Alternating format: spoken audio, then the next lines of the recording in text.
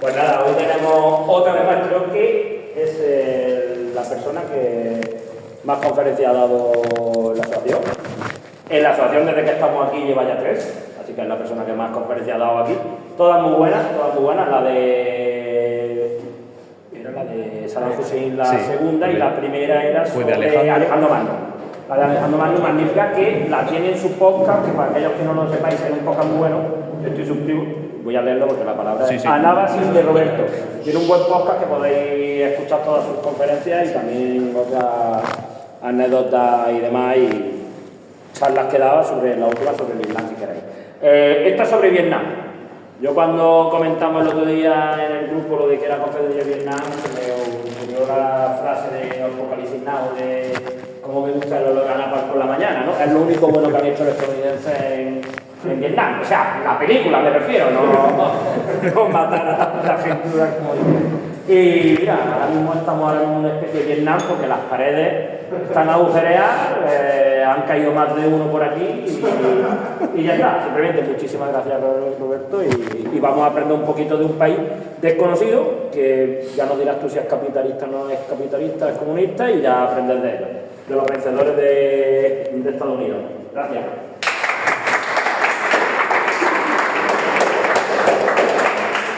Bueno, muchas gracias por la presentación, gracias a vosotros que habéis venido. Y efectivamente hoy vamos a enfrentarnos a un país un poco diferente. No está dentro del mundo islámico ni del mundo árabe, ni tiene nada que ver con los países de los que os he hablado antes. Vamos al extremo de Asia, nos vamos a desplazar hasta el sudeste asiático y hacia el máximo extremo al que uno pueda llegar, y vamos a viajar a Vietnam. Esta persona que aparece aquí en la portada es Ho Chi Minh y va a aparecer repetidas veces durante la conferencia, y sería bueno que se familiarizasen con su cara. Primero de todo, como he apuntado ya, ¿dónde está Vietnam? Es algo interesante de analizar porque, claro, cuando empezamos a hablar de cualquier país, de Irak, por ejemplo, cuando empezamos, o de Afganistán, cuando vine aquí a hablar sobre el mundo árabe-islámico, es interesante decir dónde está. Porque parece como que, por ejemplo, el mundo árabe es una sucesión continua de países que, bueno, no sabe uno muy bien si están por el norte de África, si están por Asia. En este caso, Vietnam es un país, como digo, que está muy lejos. Ustedes ven aquí en la pantalla, en el mapa, marcado en azul la localización de Vietnam, es decir, está en el extremo oriental de Asia. Está muy cerca de China, está muy cerca también de los países del sudeste asiático, de Myanmar, de Camboya, de Laos, etcétera. Y vamos a comenzar nuestra aventura en estos lejanos lares del este o del oriente asiático. Vamos a empezar con un paseo, con un recorrido por la historia de Vietnam.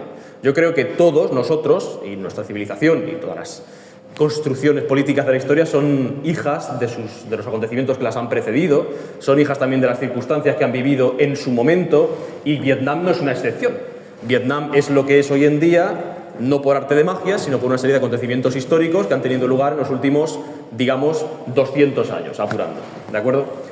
Vietnam, antes de ser colonia, porque eso es lo que vamos a ver a continuación, fue una colonia francesa. Antes de ser colonia estaba dominada por un imperio poco conocido, que es el imperio vietnamita.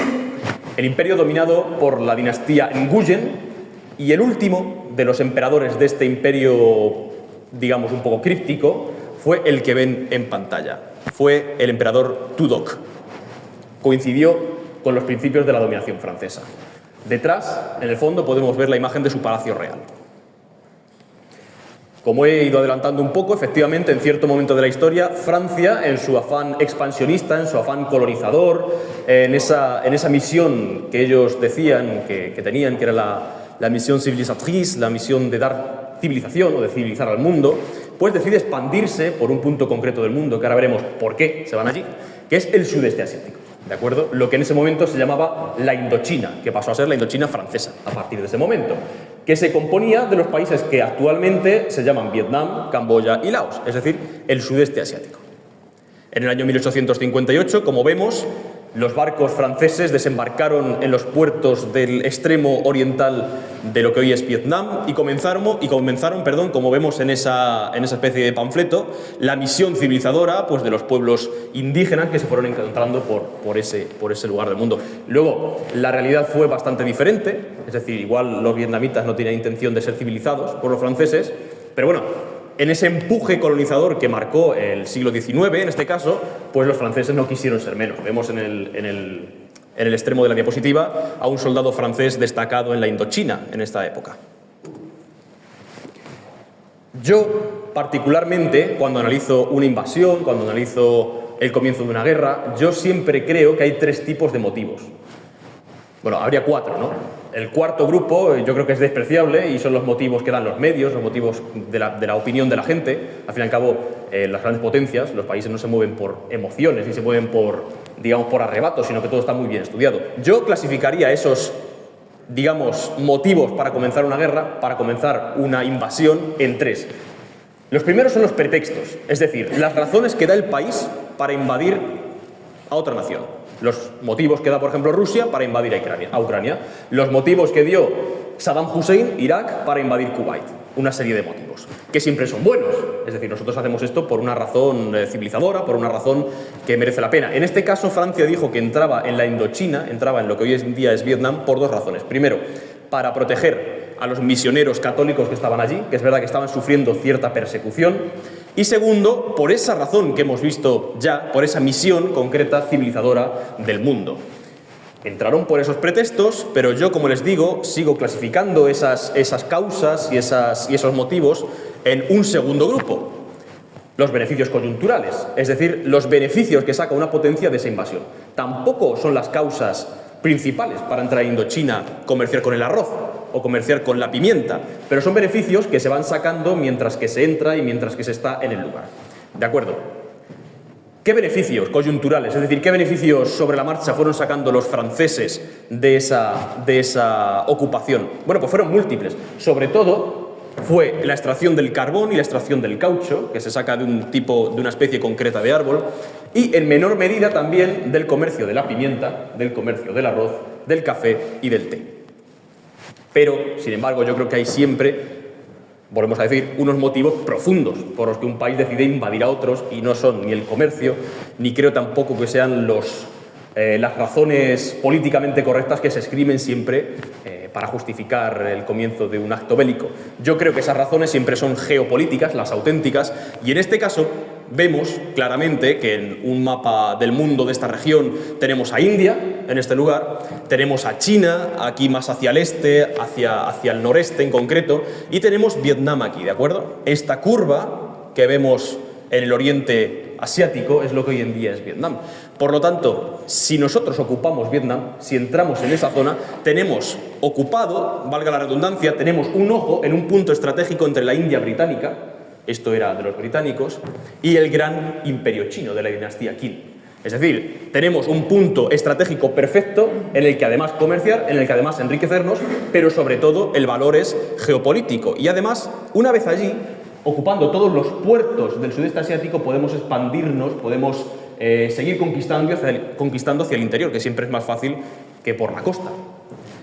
Sin embargo, esa situación fue de esta manera durante una serie de años, una serie de décadas, en las que Francia se enriqueció, en las que Francia comerció y ocupó la Indochina francesa, hasta un momento, concretamente el año 1940, en el que, como en esas imágenes de los dibujos animados, en los que un pez pequeño es engullido por uno más grande, pero viene otro mayor que los dos anteriores y se traga a los tres, una nación más poderosa en ese momento engulló al pez colonizador, podríamos decir, que era Francia.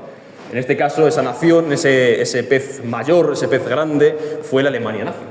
Todos sabemos que en el 1940, bueno, esas fotos míticas de Hitler con su grupo, con su comitiva de arquitectos y de políticos alemanes, pues entró en París en cierto momento del año 1940, y París todos sabemos que es la capital de Francia. Por lo tanto, todas las colonias de Francia se vieron afectadas por ese hecho. La Indochina francesa, como su nombre indica, era una de las colonias de Francia, se vio afectada por ese hecho y pasó a ocupar, podemos decir, al menos en segundo grado, parte de la Alemania nazi, o fue un territorio controlado durante esa etapa. Esto podemos pensar que benefició o que perjudicó a la Indochina. Es decir, si ellos estaban siendo ocupados por una potencia extranjera que rechazaban, el hecho de que un tercer gobierno, una tercera nación, expulse, entre comillas, a los ocupantes, debería ser visto como algo positivo. Sin embargo, no fue así. Porque también, como todos sabemos, Japón en la Segunda Guerra Mundial, aunque eso no se habla mucho, no sé por qué, de ese asunto, era aliado de la Alemania nazi. Y como era aliado de la Alemania nazi y hemos visto que China, Japón, el sudeste asiático, está todo muy cerca, está todo muy próximo de Vietnam, decidió que era el mejor momento para invadir Vietnam. Es decir, la colonia francesa, tan lejos de la metrópoli, porque Vietnam está tremendamente lejos de Francia, ha sido debilitada, podemos decir, o el poder francés ha sido debilitado en ella debido a la presencia alemana en Francia, es decir, en la capital de ese mundo, de esa metrópoli, como podemos decir, de ese mundo cosmopolita.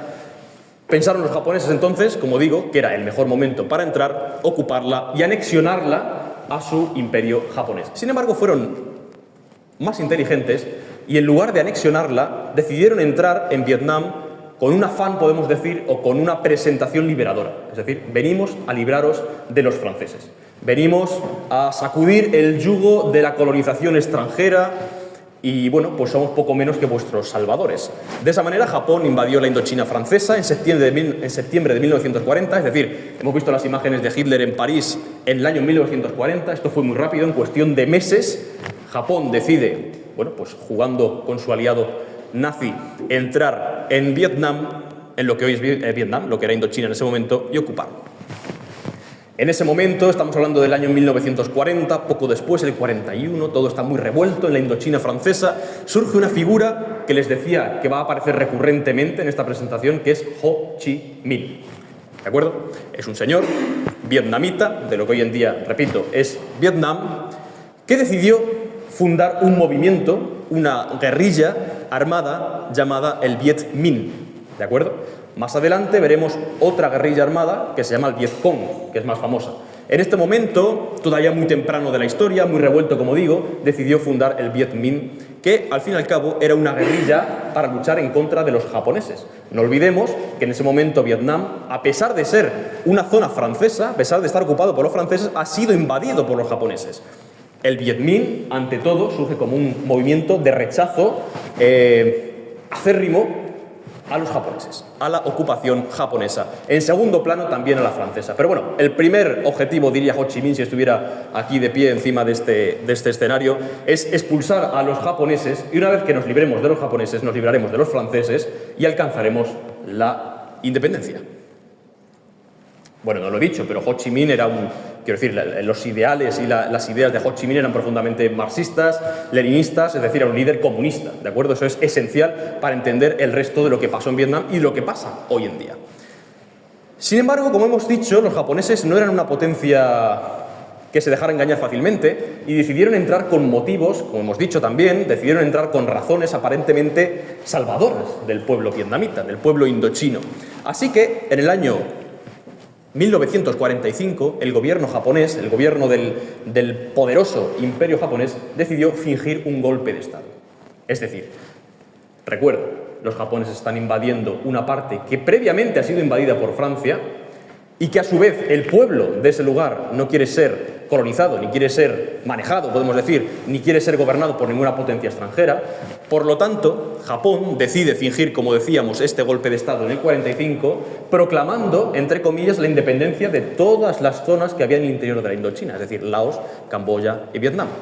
Fingió dar un golpe de Estado contra Francia, fingió que Vietnam, por ejemplo, que es el país que nos ocupa, se volvía independiente simplemente para poner un gobierno títere y manejarlo ellos solos.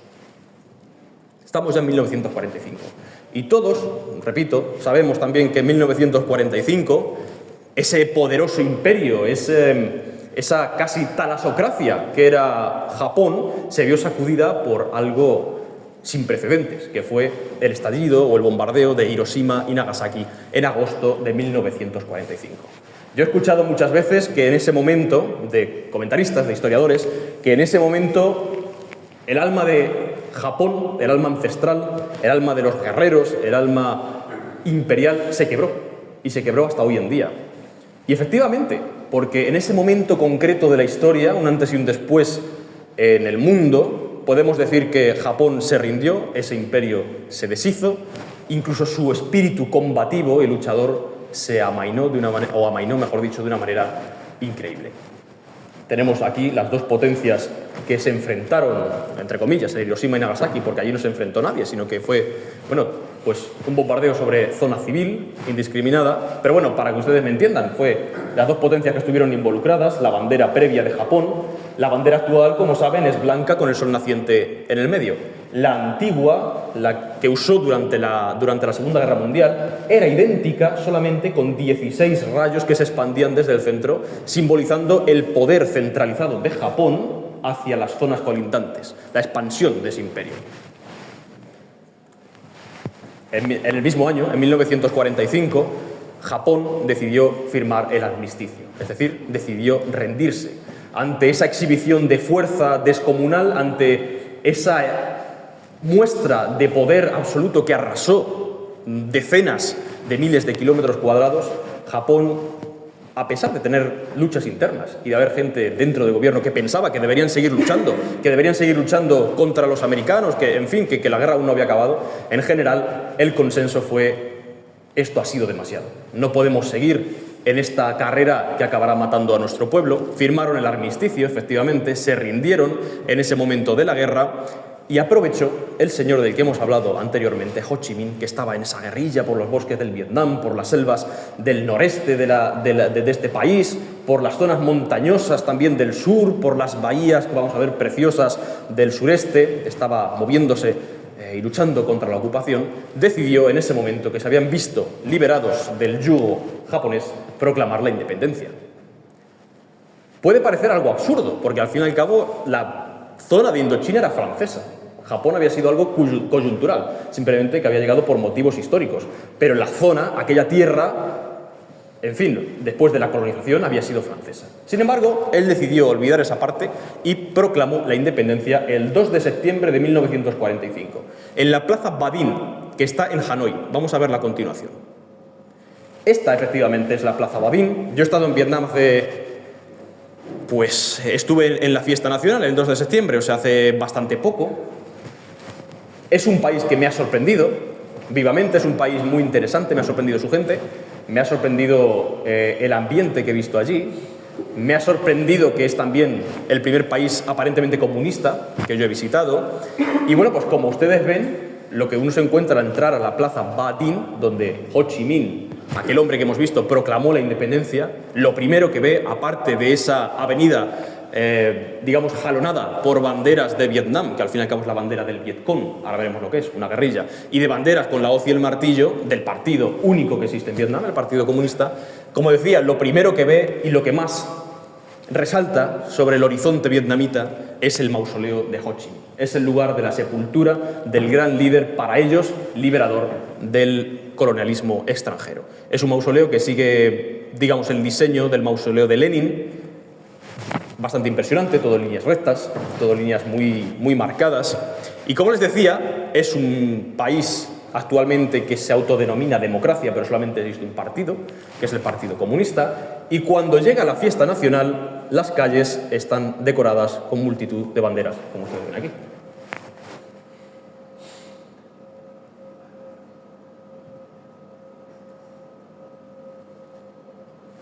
Sin embargo, uno podría pensar que es un país que debería estar en la miseria si siguiera, digamos, a pies juntillas las políticas comunistas y las ideas comunistas, pero en cierto momento de la historia, como veremos a continuación, decidió desligarse, decidió desmarcarse de esa base marxista-leninista para abrir su economía. Por lo tanto, actualmente es una de las zonas, uno de los países más prósperos de Asia. Su economía no deja de crecer y además a un ritmo apabullante por esa lejanía que ha decidido tomar con respecto a las bases del comunismo. Yo les he hablado de la fiesta nacional, que es el 2 de septiembre de cada año, pero sin embargo, este año en concreto, cuando yo estaba allí, en Hanoi, una ciudad del norte de Vietnam, fue especialmente señalado, porque fue el 80 aniversario de la independencia de Ho Chi Minh, es decir, aquel hombre que cuando se fueron los japoneses decidió proclamar la independencia en aquella plaza, hacía concretamente de aquello 80 años. Y lo que van a ver ustedes ahora es la cantidad de gente que dormía en las calles 1, 2, 3 días antes de la fiesta nacional, solamente para que el día de la fiesta, el día del desfile de las tropas, pudiera estar en primera línea y ver al líder supremo comunista pasar por las calles con su ejército. Esto era alrededor de 3 días antes de la fiesta.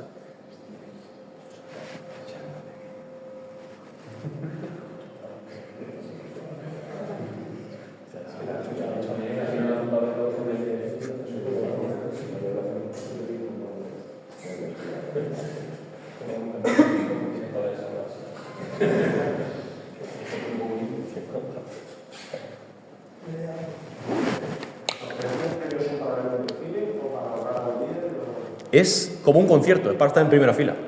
Va a ser 3 días después, pero o sea, yo no, obviamente no estuve esperando 3 días, yo fui esa mañana y me acerqué a ver qué pasaba, y llegué, o sea, yo ni siquiera veía el ejército. Estaba tan lejos, había tantísima gente que ni siquiera lo veía. Esto, lo que está haciendo esta gente es simplemente esperar. Se dedica, pues no sé, a jugar las cartas, a comer, a estar hablando con sus amigos, hasta que llega el líder supremo a las 6 de la mañana, el día de la independencia, el 2 de septiembre, con todo el ejército rojo, que van a ver a continuación, con todos los carros de combate, con los helicópteros, con la bandera de la hoz y el martillo colgando. O sea, yo realmente en Vietnam tuve la sensación de estar viajando en el tiempo a la Unión Soviética. Por lo menos en las apariencias. Este es el día de la independencia. Fíjense en la cantidad de gente que hay congregada para ver el desfile. Aquello de enfrente es la estación de trenes de Hanoi, también con una arquitectura muy marcada soviética, y todas estas personas, aquí podrían ser las 5:30 de la madrugada, alrededor de esa hora, amanece muy temprano, estaban congregadas el día de la independencia para ver el paseo militar. Pero no solamente el ejército desfilaba, sino que, como les digo, los helicópteros también comenzaron a volar sobre el cielo vietnamita aquel día. Se ve muy mal, pero lleva la bandera comunista, la bandera del partido, y el segundo helicóptero lleva la bandera del Vietcong, que actualmente es la bandera de Vietnam. Todo aquello fue recibido por los vietnamitas que me rodeaban con gran júbilo, con gran alegría. Y cuando esa noche llegó, cuando la noche del día de la independencia, es decir, cuando el sol cayó en aquel día tan señalado, tan especial para ellos, cientos de lugares en la ciudad comenzaron a lanzar fuegos artificiales.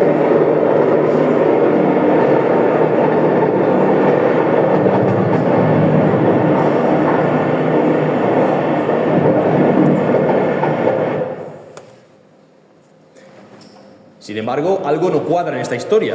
Si algo es mío, o yo lo considero mío porque lo he colonizado, y una segunda persona me lo roba, y un tercero viene y se lo apropia, nos hemos olvidado de que yo sigo aquí. Es decir, yo sigo considerando mía la Indochina. Yo, Francia, sigo considerando que me pertenece, que Japón se la ha apropiado indebidamente y que posteriormente Ho Chi Minh, un líder de una guerrilla local, ha declarado que es independiente. Pero yo, Francia, sigo, repito, considerando que es mía. Por lo tanto, en aquel momento, apenas un año después de la rendición de Japón, de la independencia de Vietnam, surgió una nueva guerra, la guerra de la Indochina, que enfrentó, como decíamos, a Francia y a Vietnam, a la potencia o a las guerrillas del Vietnam, las guerrillas comunistas, que deseaban una independencia absoluta y una independencia total, y que para ellos defendían la propia independencia que ya existía y para otros pretendían buscarla. Fue una guerra prolongada, duró del año 1946 al 54 y acabó con una batalla concreta, una batalla que fue devastadora para Francia, que es la batalla de Dien Bien Phu. Muchas veces lo van a ver transcrito con PHU en vez de Phu, pero bueno, digamos, el modelo de transcripción del español recomienda que se aproxime uno en las transliteraciones, es decir, a la hora de escribir palabras extranjeras, a la lengua materna lo máximo posible, así que yo he decidido transcribirla como Phu. Fue en el año 1954 y fue el momento clave, he dicho que fue devastador para Francia, porque fue el momento clave en el que la potencia colonizadora, Francia, fue expulsada de territorio vietnamita, fue expulsada de la Indochina francesa y efectivamente, de facto, comenzó su propio gobierno. Sin embargo, la historia de Vietnam es muy convulsa, me recuerda mucho a la de Afganistán en este sentido, porque los últimos 50, 60, 70 años han sido convulsos en el caso de Vietnam. En el caso de Afganistán, los últimos 45, 50 años han sido de guerras, de enfrentamientos, de violencia, de muerte. Cuando aquel momento llegó, cuando Vietnam o las guerrillas comunistas comenzaron a gobernar el país, Estados Unidos, así como las potencias occidentales, decidieron que era algo muy peligroso. Porque si las guerrillas comunistas del norte de Afganistán habían tomado el país entero y se lo habían apropiado, los siguientes países de la Indochina francesa, es decir, Camboya, Tailandia no era de la Indochina pero estaba muy cerca, Laos, en apenas unos años, siguiendo un efecto que es el efecto dominó, se volverían comunistas. Y todo el comunismo se extendería por la totalidad del sudeste asiático y la catástrofe sería grande, decían los americanos. Entonces, digamos que no intervinieron directamente en ese momento, pero apoyaron políticas de terceros países para debilitar a Vietnam, etcétera, hasta que en el año 1954, el mismo año en el que fue esa batalla, la batalla que hizo ya a Francia perder la Indochina, decidieron realizar los acuerdos de Ginebra. En esos acuerdos, lo que se acordó, valga la redundancia, fue dividir Vietnam en dos. Tengamos en cuenta que en ese momento Vietnam no era como tal un país, sino que era la Indochina francesa, que la ha tomado una guerrilla comunista, que quiere gobernar el país, que ellos dicen que ya es independiente, pero realmente no gobiernan ni dominan todas las zonas del territorio. Por lo tanto, se decide en esos acuerdos dividir el país, que fue lo mismo que sucedió en Corea. Y la manera más limpia, podemos decir, más quirúrgica de dividir un país es tomando un paralelo. Aquellas líneas imaginarias que dividen la Tierra horizontalmente. Tomaron el paralelo 17 y dijeron hacia el norte será Vietnam del Norte y hacia el sur será Vietnam del Sur. El norte se lo dejamos a los comunistas porque al fin y al cabo Ho Chi Minh y toda su guerrilla estaba más hacia el norte, estaba hacia el noreste en concreto, una zona montañosa, y el sur va a ser un gobierno títere, podemos decir, un gobierno que se va a aprovechar, va a usar una figura local que es un gobernador totalitario, anticomunista, para ser el último bastión de la dominación extranjera. Bien, la capital del norte va a ser Hanoi, la capital del sur va a ser Saigón. Actualmente Saigón se llama Ho Chi Minh, es decir, le cambiaron el nombre por el nombre del guerrillero que hemos visto, de aquel hombre preclaro dentro del mundo vietnamita. Ven ustedes la bandera de Vietnam del Norte, que se ha convertido en la actual bandera de Vietnam, y la bandera de Vietnam del Sur. Aquí se enfrentaron dos potencias, dos bloques, que al fin y al cabo es lo que pasó en la Guerra Fría. Por un lado, el bloque comunista con China y la Unión Soviética, que apoyaba al norte, y por otro lado, los países capitalistas, podemos decir, occidentales, como Estados Unidos y Francia, que apoyaban al sur. Sin embargo, las guerrillas comunistas no consideraban esa división ni real ni efectiva. Ellos creían que por derecho de conquista, entre comillas, por derecho de guerra, se habían apropiado de Vietnam. Vietnam ya era una unidad completa, era un país gobernado por un gobierno comunista que eran ellos y punto. Punto. Los acuerdos de Ginebra eran algo ficticio que los colonizadores, decían, se acababan de inventar para fastidiar su intento de gobierno comunista. Y efectivamente las cosas no quedaron ahí. Hemos visto que aquello pasó en el 54 y en apenas 2 años la situación empeoró, podemos decir, notablemente. Se prometió en los acuerdos de Ginebra que hemos visto que la división era temporal, que Vietnam del Norte y Vietnam del Sur solamente eran algo que se hacía, sobre la marcha para ver cómo finalmente podría resultar el gobierno del país y que a lo que se aspiraba era una democracia. Por lo tanto, en apenas 2 años se dijo que iba a haber elecciones libres, en el año 1956. Sin embargo, Estados Unidos, el mundo occidental, Francia, el gobierno de Vietnam del Sur, es decir, todo lo que apoyaban a Occidente, decidieron que no era buena idea. ¿Y por qué decidieron que no era buena idea?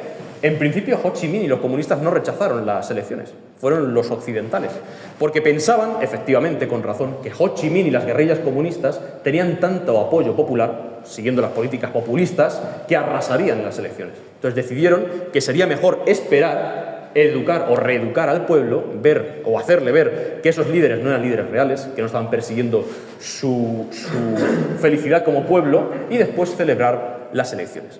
Sin embargo, el propio pueblo vietnamita se revolucionó, creó revueltas, creó revoluciones y dijo que o eran una democracia, en el caso del sur, o eran un gobierno comunista. Pero que eso de aplazar las elecciones que nos habían prometido les olía bastante mal. Así que en el año 1955, antes incluso de que esas supuestas elecciones fueran a celebrarse, comenzó una nueva guerra.